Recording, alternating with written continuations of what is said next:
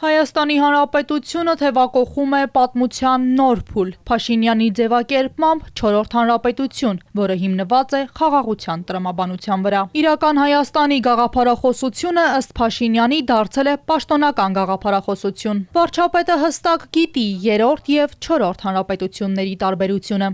3-րդ հանրապետությունը ստեղծվել է, հիմնադրվել է հենց առաջին օրից կոնֆլիկտի տրամաբանությամբ, հակամարտության տրամաբանությամբ,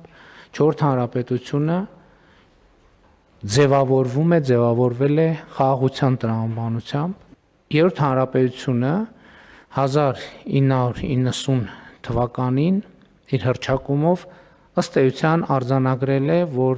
պետության նպատակը պայմանական ասած պատմական արդարության վերականգնումն է։ Եվ սրանից բխել են նաև որոշակի գործողություններ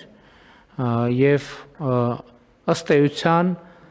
այս հայեցակարգից է բխել նաև Ղարաբաղյան շարժումը։ Պատասխանելով անկլավների, մասնավորապես Տիգրանաշեն գյուղի ճակատագրի և ադրբեջանցիներով բնակեցման ռիսկերի մասին հարցին, Փաշինյանը ընդգծեց. խորհրդային ժամանակաշրջանի քարտեզներում գոյություն ունեն իրավաբանորեն ամրագրված փաստեր և անկլավների ու էքսկլավների վերաբերյալ բոլոր հարցերը պետք է լուծվեն բացառապես դեմարկացիայի և խաղաղ կարգավորման գործընթացի շրջանակում։ Ալմաթայի հռչակագրի ընդունման դրությամբ Հայաստանի և Ադրբեջանի տարածքները արտահայտող քարտեզներ կան։ Եվ այդ քարտեզներով է, որ մենք գիրանցի հատվածում իրականացրել ենք սահմանազատում և ըմբռնումն է նա, որ այդ քարտեզներով պետք է իրականացնենք սահմանազատում։ Հիմա այդ քարտեզների վրա Արցվաշենը Հայաստանի տարածքը, Քյարքին Հայաստանի տարածքը չի, Բարխուդարլուն Հայաստանի տարածք չի, Յուխարի Ասկիպարան Հայաստանի տարածք չի։ Սա փաստ է, որի հետ մենք պետք է առնչվենք։ Փաշինյանը նաև հավելեց, որ այս պահին Երևանն ու Բաքուն կոնկրետ պայմանավորվածություններ չունեն, արդյոք կլինի տարածքների փոխանակում կամ դրանց վերադարձ։ Թրիփը հիմնադրելու շուրջ բանակցությունները մոտենում են ավարտին, հայտնեց Փաշինյանը։ Համաձայնագիրը վավերացման գործընթացի փուլում է, խնդիրներ չկան։ Ոչ մի խոչընդոտ չկա, այսինքն պարզ աշխատանքային գործընթաց է, որ ժամանակ է տանում և Հայաստանի և Միացյալ Նահանգների ներկայացուցիչները իրար հետ աշխատում են։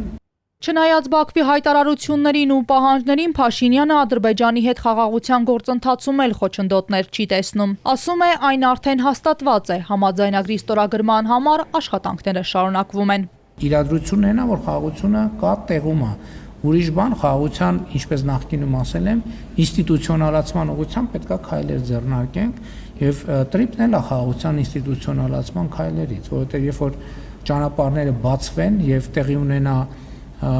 հաղորդակցություն, ապա շրջափակում, դա շատ ուժեղ երաշխիք է խաղաղության։ Փաշինյանի խոսքով Երասխից մինչև Նախիջևան և Ախուրիկից մինչև Թուրքիայի սահմանն ընկած հատվածներում ենթակառուցվածքների շինարարությունն ու վերականգնումը ամբողջությամբ կֆինանսավորվեն Հայաստանի պետական բյուջեից, ոչ թե արտաքին մասնավոր կամ պետական միջոցների հաշվին։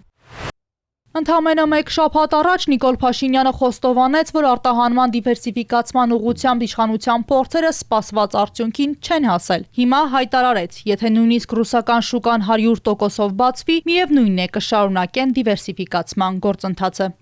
Եթե Ռուսաստանի համապատասխան մարմինները մտահոգություններ ունեն, մենք թափանցիկ ենք, ասում ենք եկեք ստուգեք, եկեք իրար հետ ստուգենք։ Ինչով է ավարտվելու այս պատմությունը։ Այս պատմությունը ավարտվելու է դիվերսիֆիկացիայով։ Այսինքն, եթե հիմա նույնիսկ հենց հիմա մի ժամից Ռուսաստանի շուկան 100% բացվի, միևնույնն է մենք լրացուցիչ ջանքեր են գործադրելու, որ դիվերսիֆիկացիան տեղի ունենա, որպեսզի այս իրավիճակներից մենք ընդմիշտ մեզ ապահովագրենք։ Աշխատանքը չարչարանք թե բարեկեցության ճանապարհ։ Փաշինյանը նաև առաջարկեց աշխատանքի և սոցիալական հարցերի նախարարությունը վերանվանել աշխատանքի և բարեկեցության նախարարություն։ Ըստ Փաշինյանի աշխատանք բառը մարդկանց մոտ ասոցացվում է չարչարանքի հետ։ Դա պետք է փոխել, աշխատանքը կապել բարեկեցությանը։ Մանուշակ Մելքոնյան, Հարություն Հովսեփյան, Էպիկենտրոն։